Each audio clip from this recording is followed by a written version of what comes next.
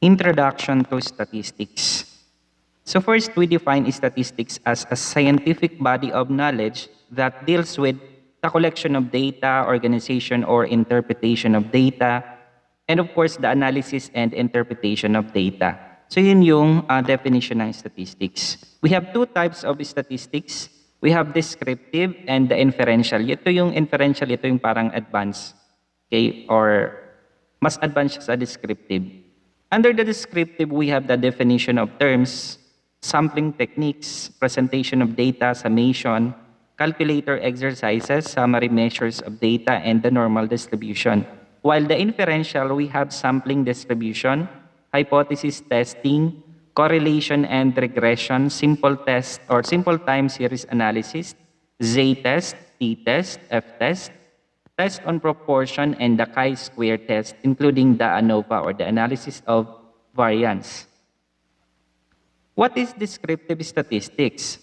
So statistical procedure concerned with describing. So from the word descriptive, nagde-describe lang tayo. So ano yung dinidescribe natin sa descriptive statistics?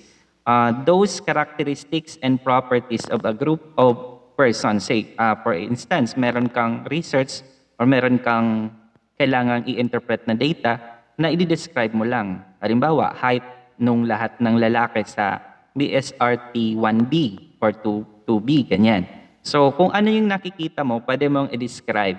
Okay? Kung ano yung kaya mong sukatin, kaya mong tingnan, kaya mong lasahan, kaya mong amuyin, di ba? Lahat yun, pwede nating i-describe. And those are concerned with the descriptive statistics. So, those are from the group of persons, places, or things. It is based on easily verifiable facts. Madaling ma-verify yung facts na yun. It also organizes the presentation, description, and interpretation of data gathers. It includes the study of relationship among variables. Kasi sometimes, like meron tayong ini-interpret na data which is correlated. So, meron silang relationship among those two variables or three variables. So, how about the questions na pwede nating ilagay under descriptive statistics? So, yun yung pwede nating sagutin by, by the question, who, what, when, where, and how. So, sample ng mga questions na pwede nating gamitin sa descriptive statistics are how many students are interested to take statistics online? What are the highest and the lowest scores obtained by the applicants in a test? What are the characteristics of the most likable professors according to students? Who perform better in the entrance examination, and what proportion of XYZ college students like mathematics? So yun, halimbawa, magde-describe ka, kailangan mo ng guided questions. Yung guided question na yun, or yung guide question na yun, dapat mag-uumpisa siya dun sa who, what, when, where, and how. Next one is the inferential statistics. So unlike dun sa descriptive, it is a statistical procedure used to draw inferences for the population on the basis of the information obtained from the sample. So it draws inferences about the population based on the data gathered from the samples using the techniques of descriptive statistics. So sabi ko nga, para lang siyang upgraded na descriptive statistics. However, dito meron na siyang inferences. So when you say inferences, it is other techniques and other relevant computations na ginagamit natin, like yung mga test, yung T-test, F-test, chi-square test, na hindi natin ginagamit when we are describing such data. The backbone of inferential statistics is the descriptive statistics. So walang mangyayaring inferential statistics kung wala rin tayong na-observe. And the questions under inferential statistics are, yung may mga, kapag nakita kayo sa research or sa thesis na yung tinatanong is not answerable by yes or no, hindi siya pwedeng sagutin ng yes or no, or wala siyang exact na sagot, or wala siyang exact na number na pwedeng isagot. For instance, is there a significant difference in the academic performance of male and female students in statistics? Okay, so dyan sa question na yan, wala naman talagang eksaktong sagot. Kasi ang tinatanong is yung significance difference. Okay? Meron daw bang significance difference in the academic performance of male and female? Okay, so magko-compare siya doon. Next is there a significant difference between the proportions of students who are interested to take statistics online and those who are not? So magko-compare ka ulit yung interested online and those who are not. Next is there a significant correlation between educational attainment and job performance rating? Kasi di ba correlated yan eh. When you have that educational attainment, then you have job performance rating na mas mataas din or mas madali kang makakahanap ng trabaho if you have a highest educational attainment. Is there a significant difference between the weights or yung bigat of 20 students before after 6 months of attending aerobics? Di ba merong pagkakaiba, merong changes yun. So yung significant difference na yun ang tinatanong dito sa inferential statistics. Is there a significant difference between the mean of GWA of RT and TDIM and co-ed students? So ayan, magko-compare ka. Hindi lang siya dalawang variables but a lot of variables. With inferential statistics, you try to arrive at a conclusion that extend beyond the immediate data alone. So hindi lang yung nakita mo, kasi di ba pag descriptive, kung ano yung nakita mo, halimbawa yung height niya is 5'4", yun na yun. Yung mga height nila is around 5'6" to 6 feet, yun na yun. Yun na yung descriptive nun. Pero pag gagawin mo siyang inferential, hahanapin mo kung ano yung mga differences nila. Sino yung pinakamataas, ano yung average ng kanilang height, diba? Ano yung mostly na height ng mga samples na yon? Or you may use inferential statistics to make judgment of probability that is observed difference between group is dependable one or one that might have happened due to change. It is a matter of deciding between reality and coincidence. Next definition is the population. Ito yung basic na mga definitions na nai-encounter sa statistics. First is the population. So by definition, it refers to a large collection of objects. Hindi lang tao yung population. Pwede din naman siyang object, pwede din naman siyang places, and things or animals. Okay? So pwede siyang i-categorize by class or classes, students, organization, community. Kabuuan yun, no? Kaya tinawag siyang population. Next to that is parameters. So parameter is a numerical value which describe a population. Yung karugtong nung population. Say for instance, 8,756 students. Yung population is yung students. Yung 8,756 which is a numerical value is the parameter. Denoted by a big letter N. Yun yung ating parameter. Next is the sample. Sample is a small portion or part of a population. So, ibig sabihin, para lang siyang fraction ng population. It is a representative of the population in a research study. Kasi hindi naman pwedeng lahat ng nandun sa population kukunin mo as respondent. Paano halimbawa, sa buong partido area, ang dami-dami ng lugar, tas ang dami-daming tao. Kung lahat ng population dun sa certain area, kukunin mo as respondent, baka hindi matapos yung 15 years mo kaka-survey sa kanila, di ba? So, using sample, kumukuha lang tayo ng part of it na magre-represent sa kanila. Okay, kaya maingat dapat yung pagkuha ng sample kasi hindi pwede na lahat taga zone 1, lahat magkakamag-anak, di ba? Hindi tayo makaka-come up ng isang magandang result sa statistics niyan. So, halimbawa, sa klase, ang sample na kukunin natin is those irregular students. Pwede din naman yung irregular or regular. Di ba? Kasi part na lang sila ng class. Hindi sila buong nandun sa class. Or hindi sila yung buong klase.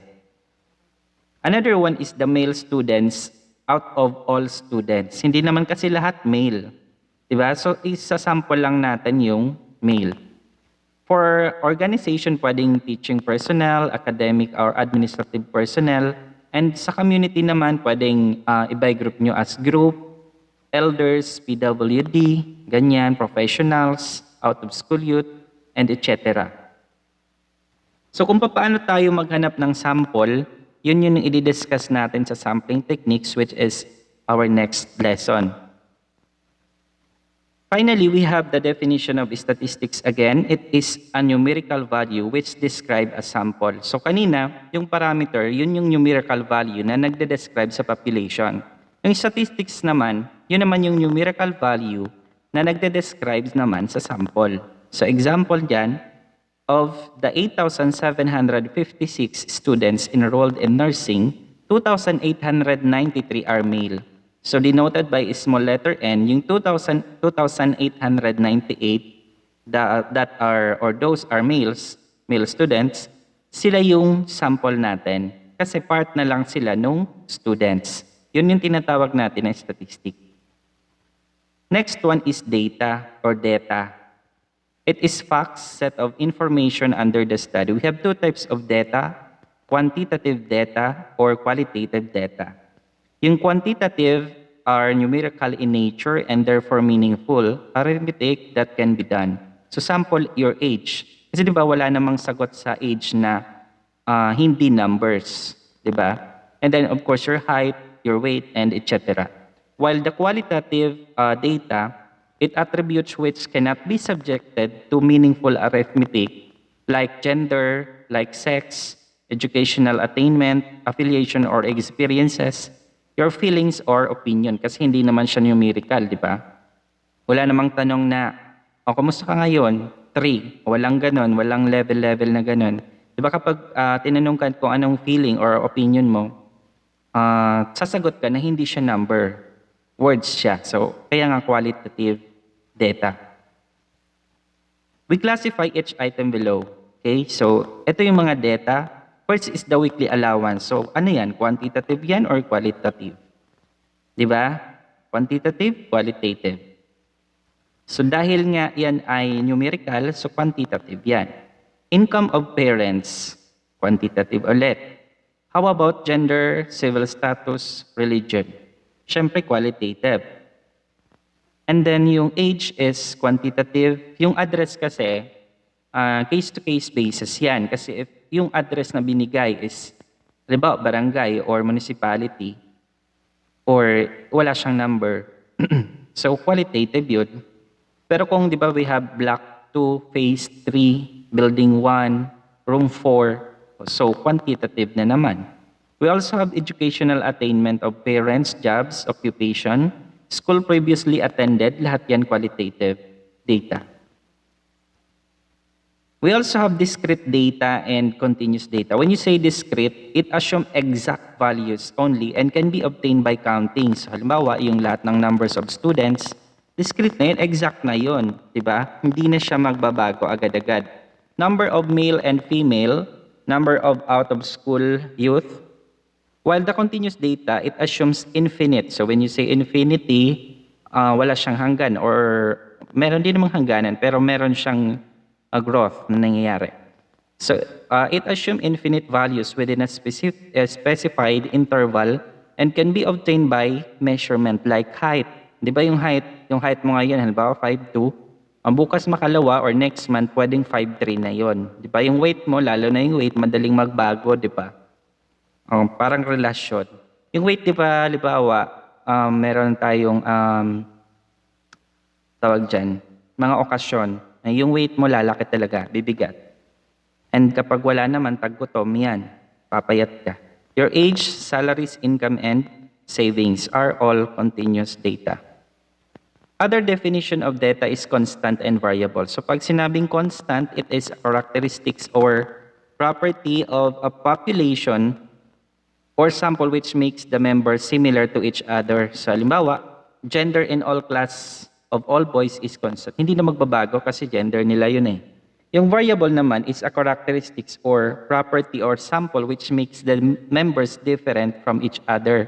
So, for example, gender in a co-ed school is variable kasi hindi natin siya madidistinguish kung ano yung gender nila. Wala namang sinabi kung boys or girls sila. We have 4 types of variables or levels of measurement. First is the nominal. Nominal, by definitions, are numbers do not mean anything. They just label. Okay, halimbawa, SSS number, TIN number, cell phone number, home address, block number, house number, face number. So yun yung mga nominal number. Hindi na sila, wala silang meaning na iba. Ordinal are the numbers used to label plus rank. Meron siyang label, meron din siyang rank. Example are the sizes of t-shirts or sizes of clothes. Diba? We have small, medium, large, extra large. Numbers of family, number of childrens.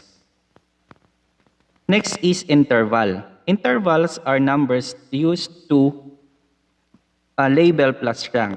Do not have a true zero. Halimbawa, yung temperature nyo. Diba, pag kukuha ka ng temperature, dapat merong interval. Kasi magbabago yun at a certain point of time. Including your height. Pwedeng in 2020, iba yung height mo. And the next year or next year, iba na yung height mo. Including your weight and salaries. While the last one is the ratio. Ratio are numbers used to label plus rank plus equal unit of interval. It have true zero. Example, yung number of votes. Diba kasi yung votes natin, pwede siyang yes or no. So pwede mong ma-ratio and proportion yung nagsabi ng yes sa kabuuan at yung nagsabi ng no over sa kabuuan. So number of male and female over the total and the regular or irregular students. Another classifications of variables is or are dependent and independent. From the word dependent, it is a variable which is affected by another variable. Parang test score, 'di ba? Nagbabago siya, nakadepende siya dun sa another variable. Independent are variable which affects the dependent variable or the number of hours spent in studying. Siyempre, nagba-vary, kaya nga tinawag siyang independent kasi kaya niyang mag-stand alone na siya lang. Last slide is the activity number 1. So instruction, formulate 5 descriptive questions and 5 inferential questions typically used in research. So ito, ibibigay ko yung link ng TestMos para gawin nyo na lang doon. Kahit wag na kayo mag-attach ng files in Google Classroom para hindi kayo mahirapan.